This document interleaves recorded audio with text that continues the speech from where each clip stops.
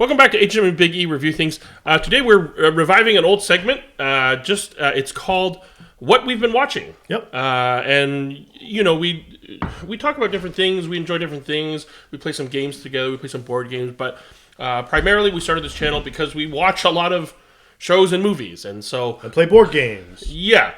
And so I really like this segment because it just catches up on what we've been watching. We can talk about it a little bit to each other. And if you haven't seen it, we kind of just brief highlight an overview of what the show or movie is about. What have you guys been watching? Rob, what have you been watching? Well, I think we should start with you because I only have. All right, I've been watching something called The Night Agent. Okay. That's on Netflix. I don't know who it stars. Yeah. It's basically a government conspiracy story. Okay. It's got 10 episodes, standard Netflix, 58 minutes each. Political thriller. Political thriller. Yeah. Someone gets murdered. Their niece gets a last message to call a FBI nightline. Yeah. Some down on his luck guy answers it and helps her out, and they figure out there is this web of lies and conspiracy, and that actually he and her are part of a bigger plot. And so I've only watched 4 episodes, so I don't know what's really happening. But I guess the bigger star in this right now is Hong Chow, who is in The Whale, and she plays one of the supporting actresses. Yeah. She was nominated, right? She was nominated. She was also in The Menu. Yes. Yes. Waitress, or the host, Yes. Sorry, that's The Night Agent. The Night Agent on Netflix here in Canada.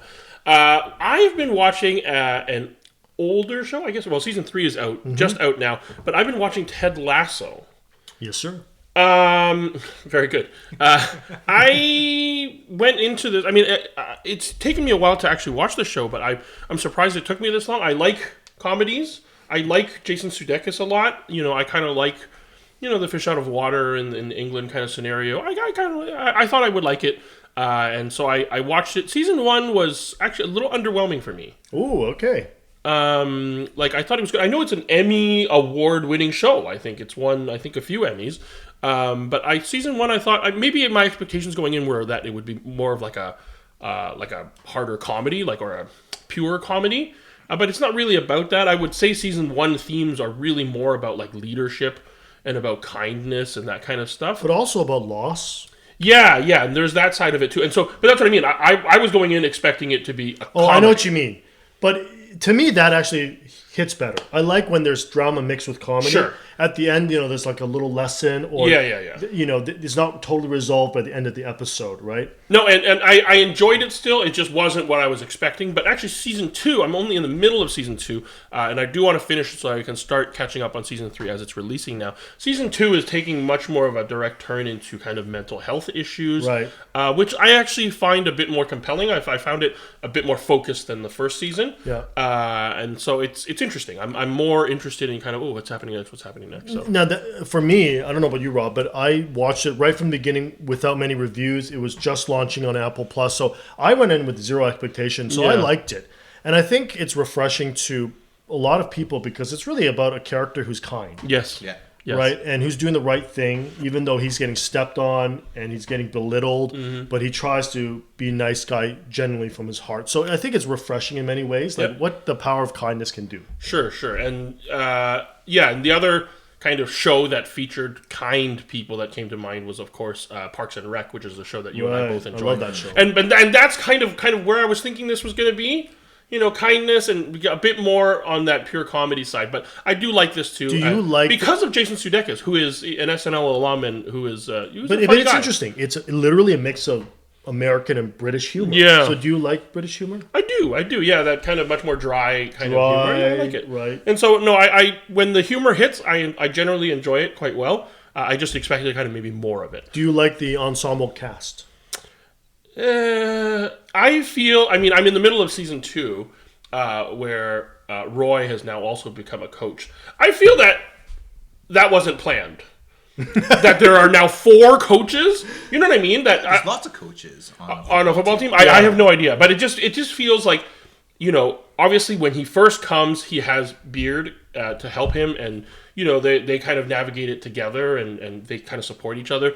And then they're bringing in Nate, which is the underdog, and okay, there's a value there, and he gets promoted to coach. And then now Roy, it just feels like No, but I don't want to spoil it for you, but there's a reason for that. Okay. Well then, Have you watched what Ted do I know? Lasso? Only the first season. Okay, all right. season 2 I'm enjoying more than season 1. So if you should. So you should you've check seen that out. 1, I've seen 2. I've seen up to 3 now. The Yeah, first okay, episode okay. sort of showing, a little bit of a different side to it. So we'll see what happens in season 3. Apple TV in general has been doing a good job with some of these shows. These higher quality shows. Right, Yeah. For All Mankind is on there too, which you guys love. That's actually one of their it's a great show. Higher production value shows, but Yeah. Ted Lasso, Servant, Severance, they're all Yeah. like mid-tier to low-tier mid-tier. budget. And Yeah. maybe that's a genius of what Apple Plus They're is not doing. They're not trying to compete with Throw in Game of Thrones. Yeah, Right? yeah, They're yeah, going for Right. lower budget, better, maybe stronger cast because they can hire better. So yeah, I think it's a good show. Yeah, Ted Lasso. Check it out. Season 3 is just going on now week to week, but season 1 and 2 are available to watch. Well, so we have a Netflix show. We have an Apple Plus show. I'm going to go Prime Video. I've been watching Jack Ryan. Jack Ryan. Yeah. I just finished the first season, and I'm like, wow, it's actually really That's really not Krasinski. good. It is. It is. Oh, it is. Krasinski. It You're is thinking Krasinski. of Jack Reacher. Okay. Which Which is also on Prime. Yeah, I know. Okay, so yes, you're so watching I- Krasinski one. So a coworker recommended it. Yeah. And I'm like saying, okay, fine. I mean, I was with the Alec Baldwin and Harrison Ford era with Jack Ryan, but then I watched it and I was like, wow, it was actually really interesting because it's like 24. It has that element where it just Which I haven't kind of. Yeah, continue. Sorry, I thought that was blasphemy. But anyhow, that element of like thriller, and it just keeps you engaged. Like, oh, what's gonna happen next? Although I will nitpick at one thing where I think a lot of this stuff could have been resolved in the first episode had to just capture the guy. Not, I forgot it. I mean, Not let him escape. I would say Jack Ryan's definitely not one of my favorite shows. Yeah. It's a little bit slow for me. It's a little bit politically charged heavy. Yeah.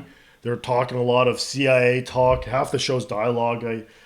I think Krasinski does his best, but it falls flat for me because I've seen season 2 now, and it's kind of more the same thing. So I to be honest, don't even remember what happens in season 1 and 2. Yeah, I heard the reviews overall for the show are, they're good, yeah, but not like super stellar. Or I anything. actually, But you're enjoying it? I enjoyed Yeah. the first I season. actually like Jack Reacher a lot more. Yeah.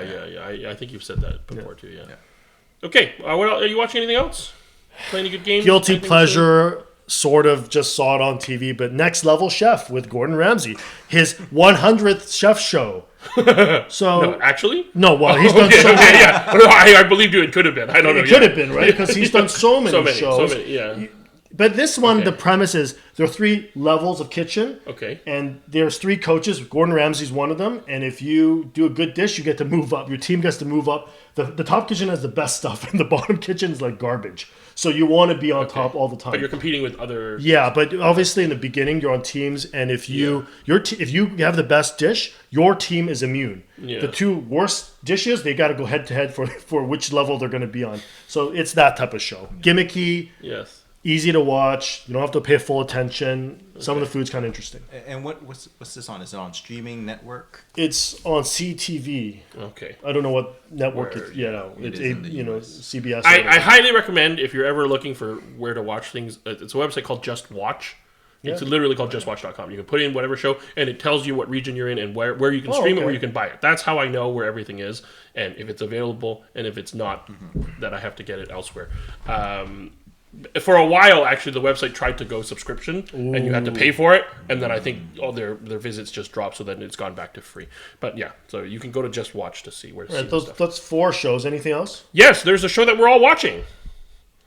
Well, there's 2 shows that we're all watching. One that we're excited about, and one that we're Mandalorian. We're watching. It's okay. Yeah. It's okay. But Star Trek Picard, man, Star Trek Picard. Yeah. What a turn. 180. what a turnaround! I went into the season so guarded. I was so good. From just the pain from season 1 and 2, but slowly, episode by episode, it's earned my trust and get It me doesn't slowly feel- to take don't down you my feel like defenses. The cast is just like there's some realness about them. They're just more happy or something. Yes. They're like, this more is actually my positive. character. Yeah, right? they're more positive. They're more encouraging. They're more And obviously the chemistry just works, right? It's so good. It's very upsetting that this is their final season and they only got it right in season 3, when season 1 and 2 were just hot garbage. Well, we'll do a full review on PICARD. We definitely will. If you like Star Trek at all and season 1 and 2 of PICARD has turned you off, please give this a try. We were super skeptical. Remember, before the premiere came out for season 3, all these reviews, we talked about this. All these reviews were saying, "Oh, this is the best season ever," and we were just like, "No, these guys are being like paid by Paramount or something. Yes. Like, there's no way it's good."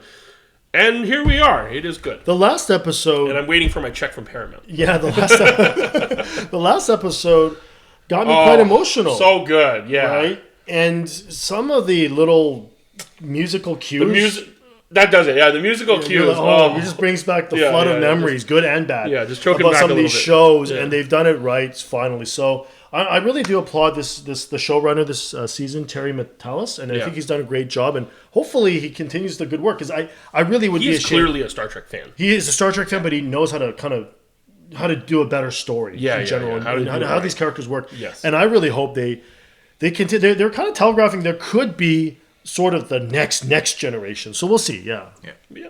So I think that's all we're watching. Play any good games? Anything recently?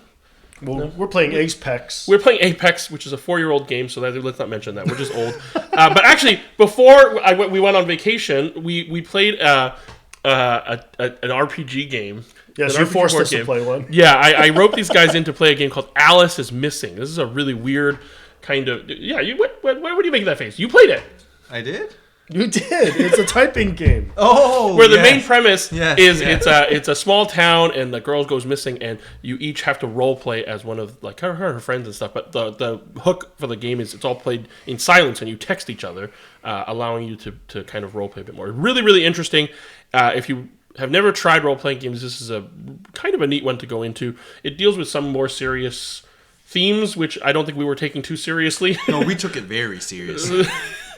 Anyway, Alice is Missing. I'll put a link and stuff to all this stuff in the description below. But yeah, let us know if you've been watching anything recently that we should check out. But I think that's what we've been watching, what we've been playing in March of 2023. Time flies. So until next time, keep watching things and keep playing things. And we do appreciate all the likes and subscribes. We just hit 10,000 views on the channel, which is a small number for a lot of people, but a big number for us. So we're very thankful for your support and even watching this for a few seconds. Thank you so much. Thanks for watching. Good job.